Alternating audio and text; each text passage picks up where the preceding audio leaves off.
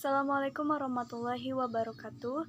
Perkenalkan, nama saya Gina Gustiani, saya dari kelas 12 RPL 2. Di sini saya akan menjelaskan profil dari saya. Pertama ada data diri, saya lahir pada tanggal 21 Agustus 2004. Kemudian saya tinggal di Panundaan, RT 03 RW 05 Kecamatan Ciwidey, Kabupaten Bandung. Untuk pendidikan, saya sekolah di SMK Budi Bakti Ciwidey, mengambil jurusan Rekayasa Perangkat Lunak. Kemudian saya pernah sekolah di SMP Negeri 1 Ciwidey, dan untuk SD saya sekolah di SDN Negeri Simpang. Pengalaman, saya pernah prakerin di PT Indopindo Digital Media, membuat CV PDF dan juga CV web, kemudian membuat perancangan desain wireframe, kemudian yang terakhir adalah membuat halaman admin dari sebuah website. Dan di sekolah sama saya membuat halaman admin sebuah website dan juga membuat aplikasi restoran berbasis desktop. Kemudian di sini ada kotak saya dan di sini ada keahlian. Selanjutnya saya akan menjelaskan mengenai perancangan dari aplikasi restoran berbasis desktop. Tujuan pembuatan aplikasi ini yang pertama adalah untuk memudahkan transaksi, kemudian ada untuk memudahkan komunikasi antar pegawai, lalu ada mempercepat pencatatan penjualan dan pemesanan, dan yang terakhir adalah untuk mencetak bukti penjualan atau nota. Kemudian persiapan tools yang saya gunakan, yang pertama ada NetBeans IDE, yang kedua ada SAMPP, yang ketiga ada Figma, saya menggunakannya untuk membuat wireframe dan juga mockup. Yang keempat ada Draw.io, saya menggunakannya untuk membuat DFT, IRD, diagram kelas, dan juga flowchart. Yang kelima ada Platiken, saya menggunakannya untuk mendownload icon yang akan digunakan di aplikasi. Dan yang terakhir ada Pinterest, saya menggunakannya untuk mendownload background. Kemudian untuk perancangan yang pertama ada IRD atau Entity Relationship Diagram, yaitu diagram yang digunakan untuk perancangan suatu database dan menunjukkan relasi antar objek atau entitas beserta atribut-atributnya secara detail. Di sini ada 8 entitas yang terdiri dari pelanggan, pegawai, pengguna, log, transaksi, meja, detail transaksi, dan juga menu. Yang mana setiap entitas di sini memiliki atribut masing-masing dan juga relasi antar satu entitas dengan entitas lainnya. Kemudian untuk entitas yang pertama ada pelanggan. Pelanggan ini memiliki atribut ID, kemudian atribut nama, jenis kelamin, nomor HP, dan juga alamat. Yang mana entitas ini memiliki relasi dengan entitas pegawai, yaitu pelanggan dilayani pegawai.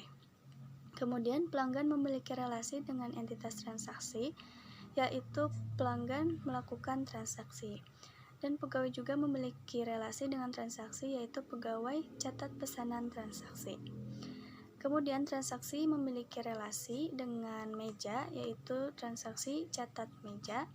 Kemudian transaksi juga memiliki relasi dengan detail transaksi, yaitu transaksi mempunyai detail transaksi, yang mana detail transaksi memiliki relasi dengan menu, yaitu detail transaksi mengambil menu. Kemudian tabel log aktivitas memiliki relasi dengan pegawai, yaitu log catat aktivitas pegawai. Dan pegawai memiliki relasi dengan pengguna, yaitu pegawai login pengguna. Kemudian untuk perancangan yang kedua ada DFD atau Data Flow Diagram. Data DFD ini ada DFD level 0, 1, dan juga 2, yaitu suatu diagram yang menggambarkan aliran data dari sebuah proses atau sistem, menyediakan informasi mengenai output dan input dari setiap entitas dan proses itu sendiri. Berikut adalah DFD level 0 yang terdiri dari 5 entitas. Yang pertama ada admin, kedua ada manajer, kemudian ada pelayan, kasir, dan juga pelanggan. Dan ada satu proses, yaitu sistem informasi aplikasi kasir. Untuk entitas manajer bisa mengedit dan juga menambah menu ke dalam sistem informasi, yang mana nantinya akan mendapatkan outputan berupa laporan penjualan dari sistem. Kemudian entitas pelanggan bisa melihat daftar menu dan juga menginputkan pesan makanan dan bayar makanan. yang mana nantinya bayar makanan dan pesan makanan tadi akan diteruskan oleh aplikasi ke entitas kasir. Setelah kasir menerima bayar makanan dan pesan makanan tersebut, maka kasir akan memberikan rincian pembayaran dan juga memberikan nomor meja ke dalam sistem, yang mana rincian pembayaran dan juga nomor meja tersebut akan dikirimkan oleh aplikasi ke entitas pelanggan. Dan untuk nomor meja itu sendiri, selain dikirimkan ke entitas pelanggan, maka akan diteruskan juga ke entitas pelayan. Setelah pelayan mendapatkan nomor meja, maka pelayan akan mengantar pesanan sesuai dengan nomor meja yang telah diterima. Dan untuk admin bisa melihat log aktivitas ke dalam sistem. Selanjutnya adalah DFT level 1, di mana di DFT level 1 ini terdapat 5 proses. Yang pertama ada proses pemesanan, ada entitas pelanggan dan juga kasir. Pelanggan melihat daftar menu, kemudian pelanggan menginputkan pesan makanan dan akan disimpan ke data store daftar pesanan dan akan diinputkan ke entitas kasir. Kemudian pelanggan melakukan proses yang kedua, yaitu proses transaksi dengan menginputkan bayar makanan dan akan dikirimkan bukti pembayaran ke entitas kasir. Kemudian kasir akan menginputkan nota makanan dan juga memberikan nomor meja, di mana nota makanan akan dimasukkan ke data store rincian pembayaran dan akan dikirimkan ke entitas pelanggan, dan nomor meja juga akan dikirimkan ke entitas pelanggan. Untuk nomor meja akan disimpan di data store nomor meja dan akan masuk ke proses yang ketiga, yaitu proses antar makanan, di mana nomor meja dikasih ke entitas pelayan dan pelayan akan mengirimkan atau menginputkan pesan tersaji dan pesanan akan diantar ke pelanggan. Kemudian dari data store bukti pembayaran akan masuk ke proses yang keempat, yaitu laporan, dan akan menginputkan laporan penjualan ke entitas manajer, dan admin bisa melihat log aktivitas. Manajer bisa menambah menu dan mengedit menu ke proses yang kelima, yaitu daftar menu. Kemudian DFD level 2. Pelanggan memesan makanan, pesanan dicatat dan disimpan ke daftar pesanan, ke data store daftar pesanan. Akan masuk ke rincian pembayaran, masuk ke data store rincian pembayaran dan akan dikirimkan ke pelanggan.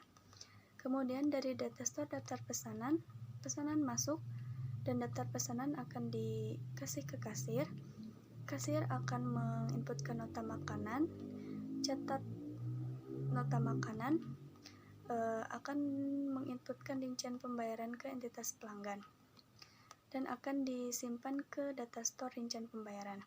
Kemudian pelanggan melakukan bayar makanan atau membayar, kemudian akan disimpan ke data store bukti pembayaran.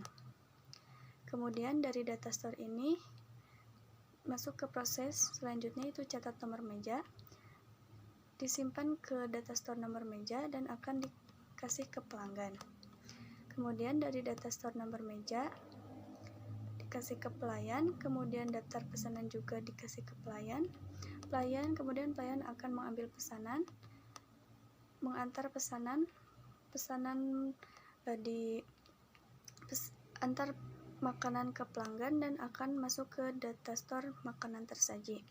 Kemudian dari data store bukti pembayaran masuk ke catat laporan penjualan, akan diterima oleh manajer.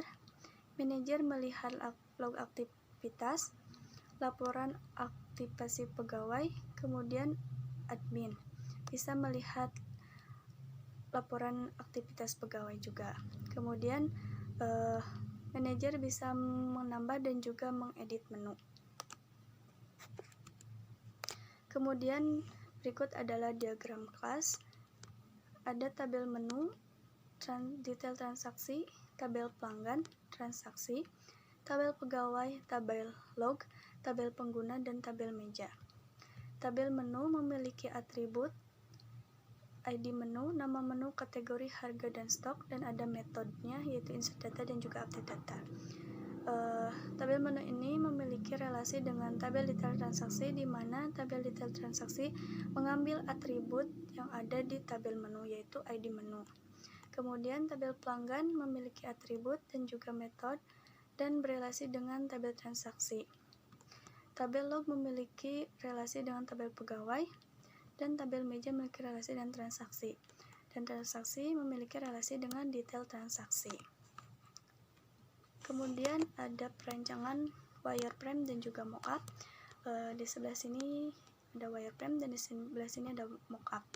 Wireframe merupakan sketsa atau desain awal dari sebuah aplikasi atau website. Biasanya berupa tidak berwarna, hanya memiliki warna abu, putih, dan juga hitam. Dan ini mockup adalah desain asli dari website atau aplikasi yang kita inginkan. Pertama ada login, ini untuk wireframe-nya, dan ini untuk hasil jadinya atau mockupnya. Kemudian ada menu, kemudian ada form menu utama dan juga form pelanggan, form pegawai, dan form pengguna. Kemudian form transaksi, kemudian daftar pelanggan dan juga daftar meja, kemudian laporan transaksi penjualan, ada log aktivitas dan juga laporan pendapatan penjualan, dan ini adalah catatan transaksi.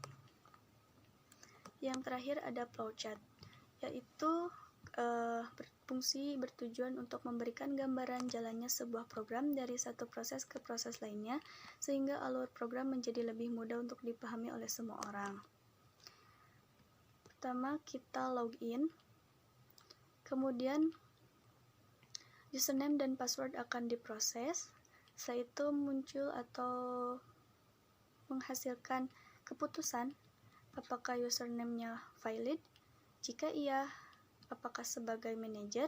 Jika sebagai manajer, maka akan mendapat hak akses ada form menu, meja, laporan transaksi, pendapatan, dan aktivitas.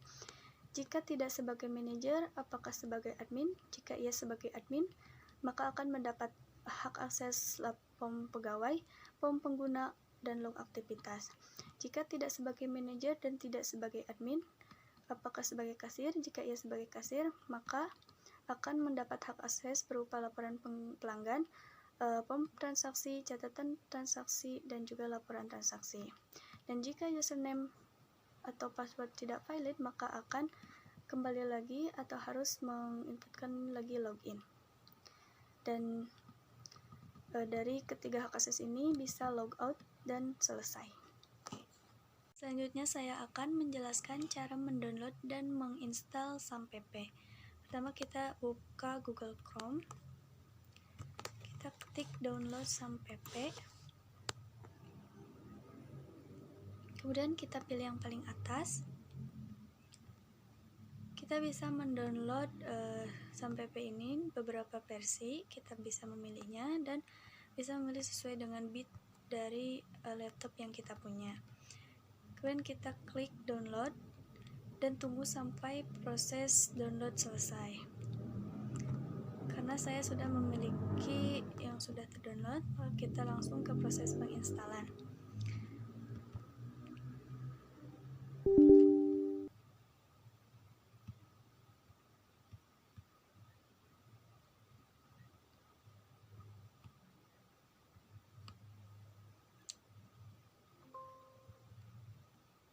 Kita klik OK. Kemudian welcome to the SAMPP setup wizard. Kemudian kita klik next saja. Kita checklist atau centang semuanya. Kemudian kita next. Di sini adalah letak folder yang akan berisi data dari SAMPP ini. Kita klik next. Kita bisa memilih bahasanya. Kemudian kita next. Kita bisa melewati itu, kemudian kita next. dan tunggu sampai install berjalan.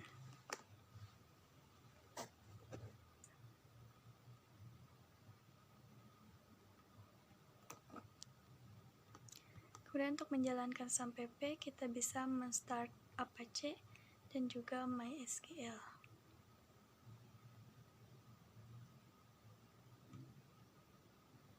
Di sini kita bisa membuat database. Selanjutnya saya akan menjelaskan cara mendownload dan install JDK NetBeans.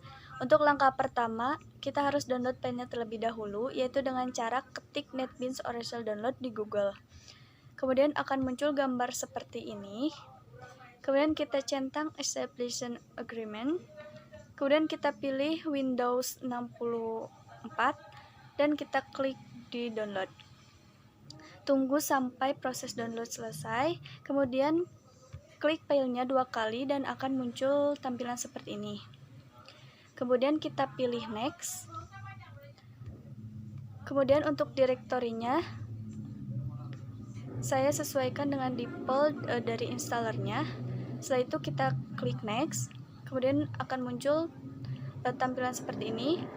Kita klik install dan tunggu sampai installnya berhasil. Setelah installannya berhasil, maka akan muncul tampilan seperti ini dan kita klik finish. Dan ini adalah tampilan utama atau tampilan pertama dari NetBeans. Kemudian saya akan menjelaskan cara menambahkan plugin. Pertama kita download terlebih dahulu filenya. Di sini saya menggunakan eReport. Berisi seperti ini isinya. Ada library dan juga plugin. Kemudian kita masuk ke NetBeans. Kita pilih tools. Kemudian plugins, kemudian kita pilih download, add plugin, kemudian kita cari letak file yang tadi, kemudian kita ctrl-a, kemudian kita open. Setelah itu selesai menambahkan plugin. Selanjutnya saya akan menjelaskan cara mengimport database. Pertama kita start Apache dan juga MySQL. Kemudian kita klik admin di MySQL. Kemudian kita klik new. Kita buat database baru. Di sini saya menamainya yaitu DB Restoran Gina. Kemudian kita klik create. Setelah itu kita klik import. Kemudian klik choose file, kemudian pilih database yang telah diimport, yang telah diekspor maksud saya, kemudian klik open. Setelah itu kita klik import.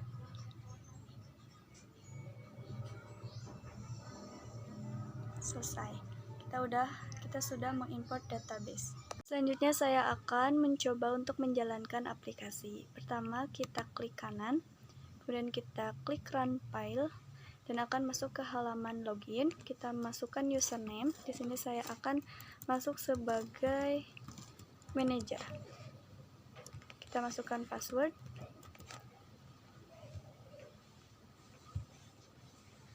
Berhasil login, kita klik OK.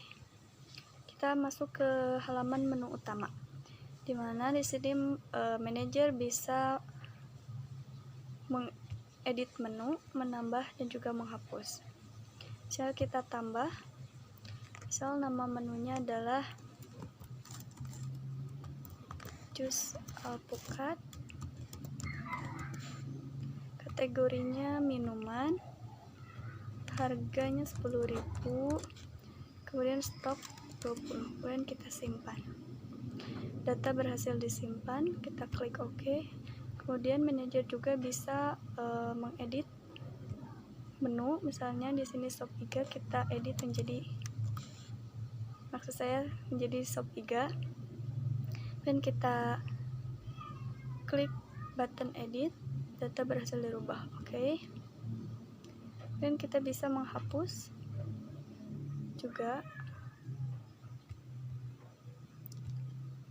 Oke. Kemudian kita keluar, kita masuk ke form meja. Sama seperti tadi, manajer bisa menambah, mengedit, menghapus data dari pom meja. Misalnya kita nomor mejanya 10, kategorinya double, statusnya tersedia, dan jumlah kursinya misalnya 2. Kita simpan, data berhasil disimpan. Oke. Kemudian kita keluar. Kemudian untuk hak akses selanjutnya ada pendapatan. Di sini manajer bisa melihat pendapatan, bisa difilter dari tanggal. Misalnya kita lihat pendapatan dari dari bulan Februari tanggal 16. Kita lihat ada, setelah selesai kita bisa keluar. Selanjutnya saya akan logout atau keluar dan akan masuk sebagai admin.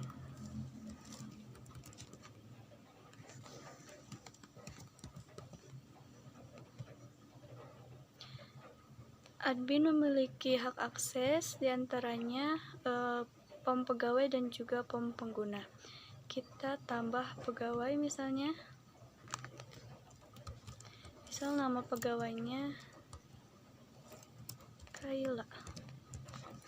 Dan jenis kelaminnya perempuan, tempat lahirnya Bandung, tanggal lahir 2004.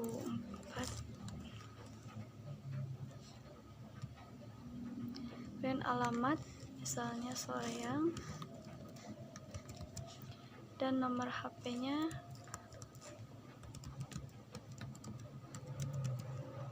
jenis pekerjaannya misalnya kasir. Kita klik simpan, data berhasil disimpan. Kemudian kita masuk ke pom pengguna. Kita akan menjadikan Kayla sebagai pengguna. Kita klik kanan, klik di tabel pegawai ini dengan PGW 004 atas nama Kayla, dan kita kasih passwordnya 12345, labelnya kita pilih kasir, dan kita klik simpan, data berhasil disimpan. Oke. Dan kita bisa keluar. Kemudian untuk admin bisa melihat log aktivitas dari pegawai.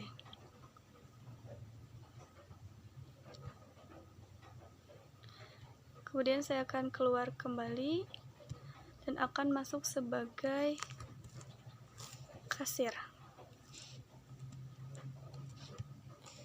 Kita akan masuk sebagai kasir yang telah tadi tambahkan PGW 004 atas nama Kayla. Berhasil login. Di sini kasir bisa menambah pelanggan. Misal kita tambah, misal nama pelanggannya Jenny, jenis kelaminnya perempuan, alamatnya Bandung, kemudian nomor HP,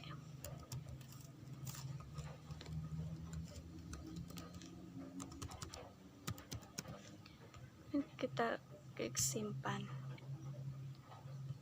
Oke, kita keluar. Kemudian kasir bisa menambah transaksi. Di sini kita cari dulu pelanggannya siapa, misalnya pelanggannya Jenny, ID binjanya yang mana, misalnya kita menggunakan yang 9. Kemudian untuk menu, misalnya kita pilih nasi padang. Kemudian jumlahnya misal berapa, misal Jenny membeli 2, kita masukkan 2, kemudian enter, akan otomatis. Kemudian kita klik button ini, kemudian kita bayar misalnya 50.000, kita enter dan akan otomatis. Kemudian kita proses dan akan masuk ke database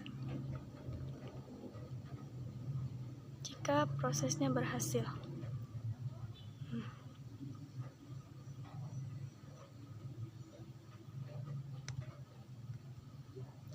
Kemudian kita bisa melihat cetak, kita masukkan misalnya TR0003.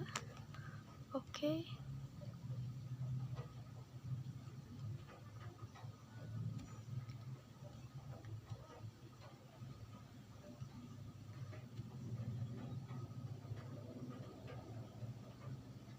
Kemudian kita keluar. Kemudian kasir juga bisa melihat laporan transaksi, di mana kita bisa melihat transaksi yang ada. Kita bisa memfilternya berdasarkan tanggal.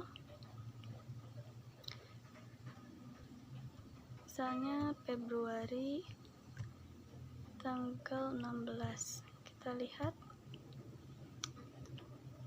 Bisa juga dari tanggal, misalnya dari tanggal sekian ke tanggal sekian. Ini untuk pegawainya, misalnya Kaila. Dan kita keluar, kita masuk ke catatan transaksi, kita lihat transaksi, udah masuk transaksi yang tadi. Kemudian kita bisa keluar lagi dan selesai. Saya sudah selesai menjalankan aplikasinya, kurang lebih seperti itu, di mana di aplikasi ini terdapat 3 hak akses. Yang pertama ada manajer, admin, dan juga kasir, dan kurang lebih ada 15 form yang terdapat di aplikasi ini. Mungkin cukup sekian dari saya. Terima kasih atas perhatiannya. Mohon maaf apabila ada kesalahan. Wassalamualaikum warahmatullahi wabarakatuh.